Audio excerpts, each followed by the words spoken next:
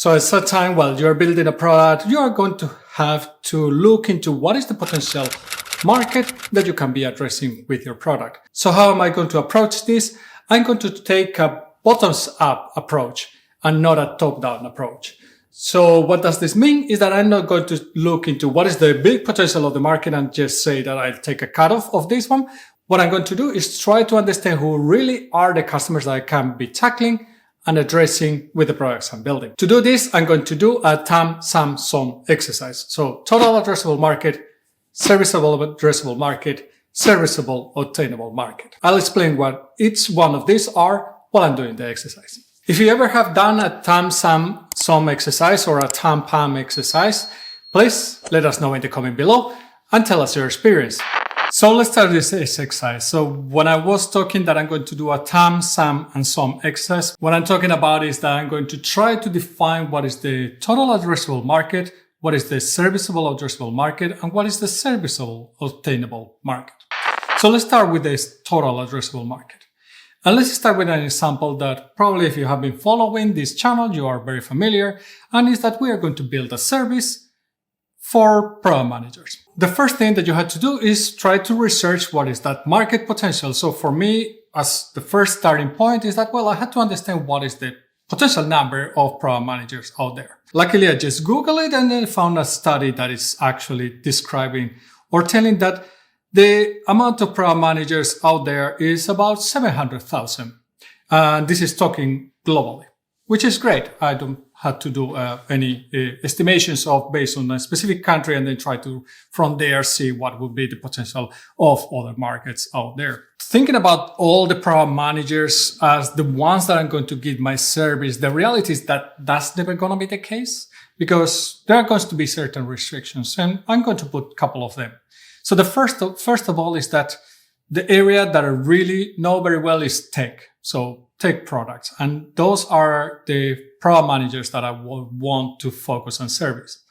And there's another aspect is that I am very familiar with B2B and I want to build that service around B2B product managers. That already is giving me two restrictions to that 700,000 pond that I started with, which means that I'm never going to be able to address that 700,000. And I should never try to do that. If you're trying to do that, usually you're going to be doomed to fail. So let's put some assumptions here. And again, try to research as much as possible, but it's going to be difficult always to come up with a kind of a realistic number. So you're going to take some assumptions when you're doing this. So for the B2B products, I found a study that is talking that the amount of or the ratio of B2B products to B2C products when it comes to startups is 61%. That is only talking about startups. It's not talking about established companies. And established companies sometimes, like if you think Microsoft, if you think Amazon, okay, Amazon is probably has distribution between B2B and B2C. And Apple, same case, potentially Google, probably more in the B2B. It's not counting the very big companies that have a lot of employees, potentially a lot of product managers. So my assumption is that, okay, the 60% in my BL is biased towards those smaller companies. And of course, those are just the number of companies, it's not the number of people. I'm going to take an assumption here that the product managers or the ratio of product managers that are working in B2B is 50% of the product managers out there. The other assumption that I took earlier is that my PMs are going to be working in tech. This one, I really don't know how many PMs are working in tech, but the reality is that product managers, when you look for product manager roles out there, most of them, the ones that you see in different sites like LinkedIn or any place where you can find jobs, are going to be related to tech. So I'm going to be slightly on the optimistic side, and I'm going to say that product managers that are working in tech here are going to be about 70% of the product managers that are out there. And as you can see, my product managers and the way that I'm describing them, it's actually based on many speculations and assumptions. So that was my total addressable market. My total addressable market now, given that I started with the 700,000 out there, then I reduced that by 50%. And out of that 50%, I took the 70%. It ends up being 245,000 product managers out there that potentially I could be building services for. But this is not the reality of the market that I'm going to be able to actually produce products or services for them. And this is why you have the SAM, the Serviceable Addressable Market. The Serviceable Addressable Market is actually going to look into who of those people in the total addressable market I can realistically service. And this is very important because here I'm talking about how am I going to support, how am I going to sell, how am I going to, what languages, for example, I'm going to support. This is going to chop down the number of PMs that I can be addressing. So the number of product people that I can be servicing with my product. So let's continue the assumption and I start with the previous number. So my starting point now has been reduced to 245,000 people. So I'm going to now study several aspects that are going to affect the size of the serviceable addressable market. So the first one is because I'm going to build, let's say I'm going to build a consulting business and I don't want to work with companies or product managers that are too far in a time zone from the one that I'm working. Let's say that I'm basing somewhere in the US or somewhere in America, and I want to service potentially the whole North America and South America with the services I'm providing. So if that's my case, which is not, by the way, I'm based in Finland, I would actually look into what is the percentage of the product managers that are living in that time zone. Again, this is not necessarily that obvious, because I'm looking into all those countries and yes, potentially North America is going to take a ton of PMs that are working in tech companies and probably the rest of America obviously is going to add quite much more percentage to that number. How much is going to be? Of course, there's other areas, Europe and especially India, China, probably they have a lot of people that are working in product management. So I'm going to be a little bit maybe on the conservative side and I'm going to say that 35% of the global product managers population is somewhere in the Americas. Again, this might be a little bit wrong and is not perfect number, but I'm going to start with that starting assumption. Then I'm going to do another thing is that I'm going to be probably, because it's a service, is probably going to be a little bit on the higher end of price. That means that some people potentially are not going to be able to afford that offering or that service that I'm providing. So I'm going to say that, okay, it's on a little bit high price, but it's not like too high price either. So I'm going to say that potentially this is going to be something that 80% of the product managers out there can afford. And then finally, there's going to be language. Let's say that for whatever reason, not my case, but I don't speak Spanish and I only speak English, then my service and the people that I can service is going to be reduced. In this case, I'm going to assume that the percentage of all the product managers that are in the Americas that are going to be able to take advantage of this service that I'm building is going to be, let's say, around 70%. And this doesn't mean that they have to be perfectly fluent in English. They can just be able to fluent enough to read when they are reading in English. This already has chopped down a lot that first number that we started with. Remember, we started with a total number of product managers worldwide of 700,000.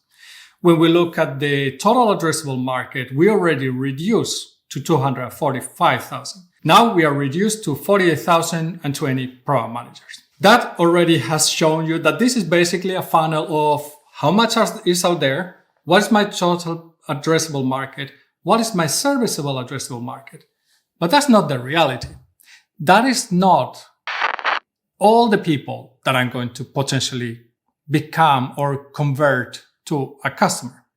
The reality is that this is the addressable market now for me, those 48,020 PMs out there. From there, I had to look into who of these ones is for me realistically to convert into a paying customer. And here is probably where the biggest guesstimate or estimate comes. And this is very difficult to really know what this number is going to be. So what is realistic for me to capture of this audience? So it depends a lot, of course, on the service that you're building and how you're building it. In some cases, you might be restrained or constricted by your own time, Because if you are doing consulting, it might be, well, you just have so many hours per day. You cannot take hundreds of customers per year, definitely. But if what you're building is more like a product or something that people can actually consume, then of course, the scalability of that product is much higher than a service. So it depends a lot of what you're doing. You are going to be able to capture more or less of that market. But if what we are thinking is that what we are building is, okay, I called it a service, but it's more like, let's say there is a newsletter, what I'm building is something that anybody can consume. So I'm not restricting necessarily about the time that I have to handle those customers. Anybody could handle that. So if I think about from that point of view, starting from the 48,000 potential PMs out there, I could think about that, hey, realistically, on my first year out there, given that I had to ramp up, given that I had to grow, that I had to do promotion, that I had to go to the places where these product managers are, and what is a typical conversion rate. So if I think about not, let's say, too optimistic conversion rate, and I take something like 2%, I would be talking about 960 product managers that I could convert to customers during that first year. If I am more optimistic and I say that I can take all the way to 5%, that would be a potential market or serviceable, obtainable market of 2,400 people. But if I am really, really conservative and thinking that probably I'm not going to grow that fast, and I just say that, well, my maximum might be 1% of that serviceable, addressable market, then my serviceable, obtainable market might be 480. This last number would be the market potential for you that you think that you could realistically address on your first year. And you can say that this is my first year. You can define what is the, time period that you have to obtain this market. But this is basically how I do this exercise. And of course, it depends on your case, depends on your product. You will have more constraints or less constraints. What I would not recommend is to take a top-down approach. What I've done here is a bottoms-up approach. I try to understand my whole potential market and who really I'm going to be servicing and what are the restrictions that I'm going to have because of that, and try from there to build actually the potential market. What some people do is that they just take the first number, so my initial number, the 700,000 PMs out there, and just go and say that, hey, if I take a 1% of all these product managers out there, I will be talking about 7,000, which is a kind of a happy assumption. And yes, we could get to the same number. That is true. But we are putting restrictions and we're thinking about who our customers are much more than if we just say that 1% of 700,000, which has not really defined clearly who our user personas or target personas are going to be. So what are my conclusions? First of all, I really prefer a bottoms-up approach than a top-down approach. Trying to properly understand what are the personas that you are going to be selling to, and not just trying to take the whole size of the market and say that, hey, these are my 700,000 PMs. I'll take 1% of it. I'm happy. I think that try to understand that who are really the people that you can address, who are really, or what are your capabilities to actually service these people. That's the serviceable part of the serviceable obtainable market. This is going to actually give you better results and closer results to what the reality of that market could be. And yes, there is no perfect formula. So don't expect that any of these calculations are going to give you a reliable answer of the size of the market, but it's going to give you a better idea and it's going to help you understand how well you are positioned. And also because you are doing this, you are actually focusing and creating a strategy of which ones are the areas that I had to focus. So for example, I already talked that I want to be working with B2B, that I want to support and localize only for the US market or whatnot. All these things are actually going to be the key defining strategies for me to focus on.